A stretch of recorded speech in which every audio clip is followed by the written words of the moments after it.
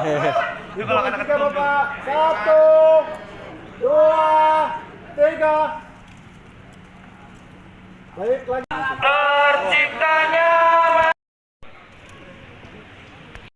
Mohon maaf, wilayahnya bukan wilayah di sini, wilayahnya di kabupaten lain. Cuman bercerita lah temannya bahwa terkesan makanya saya sampaikan kepada teman-teman mahasiswa, saya terbuka lebar.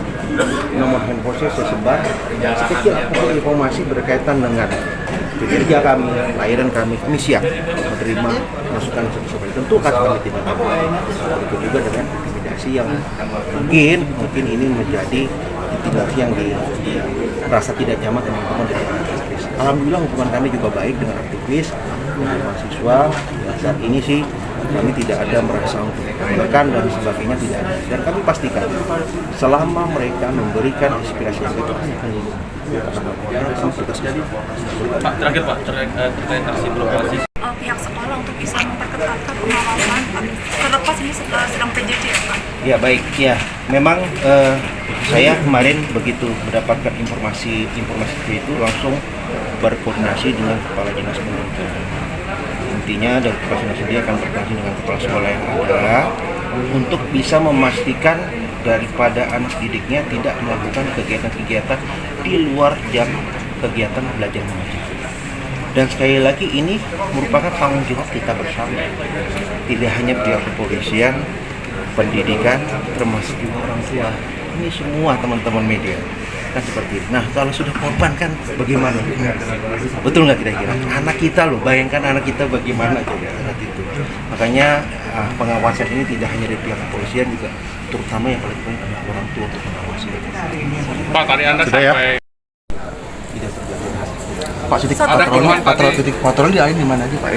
Ya, malam hari ini seperti biasa kita akan mengarah kepada titik-titik di mana lokasi yang mendalam. Karena sekali lagi memang ya karena kejadian ini bukan di wilayah kami hanya menerima saja, dan memang kami pastikan juga kepada pihak keluarga untuk memastikan apakah ini harus kita lanjutkan. Terus pihak keluarga ini menyampaikan untuk tidak menuntut, dan keluarga secara ikhlas hal ini tidak perlu harus diekspos. Ini juga sekali lagi kepada orang tua ya, seperti itu dengan keluarga. Nah sementara yang kami dapat laporan seperti itu, nanti lebih lanjutnya perkembangan kasus dibuka. Imbauannya Pak seperti apa kan tadi teman dialog tadi dengan seperti apa Pak? Iya, pertama kami mengucapkan terima kasih kepada sahabat, rekan, dan juga teman-teman mahasiswa yang hari ini datang ke DPRD menyuarakan, menyampaikan aspirasi-aspirasi yang kita tahu sedang berkembang di nasional di negara kita. Dan alhamdulillah teman-teman menyampaikan dengan santun, dengan kondusif, ya. Itulah memang salah satu ciri khas rekan-rekan mahasiswa, lebih mengedepankan diskusi dan dialog yang baik, begitu. Kami ucapkan terima kasih. Nah, poin dalam kesimpulan tadi rapat bahwa kami pimpinan DPRD bersama Fraksi, ya, bersama pemerintah daerah, Pak Sekda tadi, kami dari DPRD setuju untuk membatalkan Perbup nomor 1 tahun 2025 yang di dalamnya mengatur tentang tunjangan perumahan. Nah, tunjangan perumahan sendiri teman-teman ya, bisa dilihat ya, aturannya bahwa itu diatur jelas di PP 18 tahun 2017 dan sudah dirubah menjadi PP nomor 1 tahun 2023. Ada juga surat dari Kementerian Dalam Negeri itu yang menjelaskan tentang mekanisme pemberian tunjangan perumahan. Jadi itu yang tadi kami sampaikan. Kami berkomitmen bersama pemerintah daerah, bersama Forkopimda, ya, bagaimana menciptakan suasana di Kabupaten Tangerang ini tetap teduh, kondusif, nyaman. Karena ini adalah rumah kita semua yang harus kita jaga bersama-sama. Saya kira itu mungkin. Pak, tadi sempat disinggung bahwa kegaduhan ini dipicu oleh misinformasi yang tadinya yang diterima dari penyampaian pesan dan penerimaan pesan dari teman-teman. Bukan miskomunikasi mungkin. Memang dari adat pimpinan menyampaikan tidak ada kenaikan. Kalau untuk 2026 ini tidak ada kenaikan apa-apa. Ya. Kalau tidak untuk 2006 sama sekali tidak ada. Mungkin itu yang kami klarifikasi tadi pagi ke pimpinan bahwa dalam menangkap mungkin penjelasan dari pimpinan. Jadi sesungguhnya tidak ada kenaikan apapun di dalam perumahan ataupun hal lain di tahun 2006 karena kita semua ya, sedang melaksanakan arahan pemerintah pusat ya, maksudnya untuk juga melakukan efisiensi, menambah anggaran-anggaran yang mandatori, ya, pendidikan, kesehatan, termasuk masalah lingkungan hidup yang sekarang harus mencapai 3% ya, maksudnya dari APBD.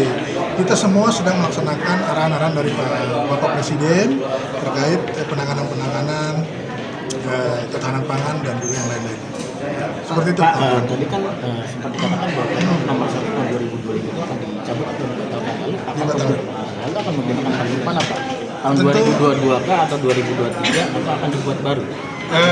Kalau dibuat baru rasanya tidak mungkin. Ya, kita akan mungkin menggunakan aturan yang sebelumnya. Karena yang ini mulai tanggal 4 itu kan dibatalkan. Berarti tahun 2023. Iya, kembali ke semula.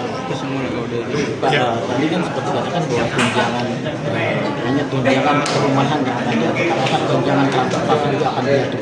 Nanti kita akan kaji, kita akan konsultasikan dengan semua pihak, terutama dengan Kementerian Dalam Negeri ya, karena kita dalam menyelenggarakan proses pemerintahan ini tidak bisa sewenang-wenang, tidak bisa semaunya kita punya aturan, punya arahan, punya punya regulasi yang harus kami penuhi di daerah, dan itu semua diterbitkan oleh pemerintah pusat. Kami harus taat terhadap itu semua.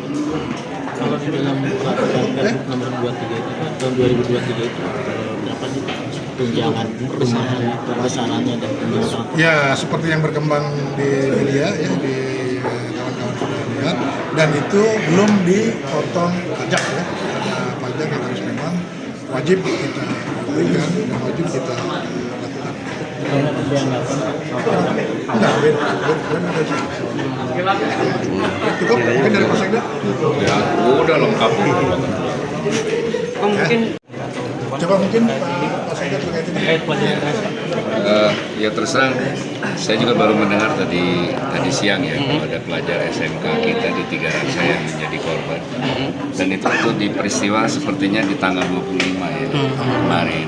Iya, kami pun baru mendengar kabar, dan setelah dirawat sepertinya tidak terselamatkan. Kami sangat prihatin sekali bagaimana anak-anak kita kok bisa ikut-ikutan gitu kan ke sana. Untuk itu kami menghimbau kepada para orang tua, kepada para guru, para kepala sekolah di semua tingkatannya, agar menjaga anak-anak kita tidak terprovokasi ikut-ikutan sesuatu yang mungkin nggak mereka pahami gitu kan.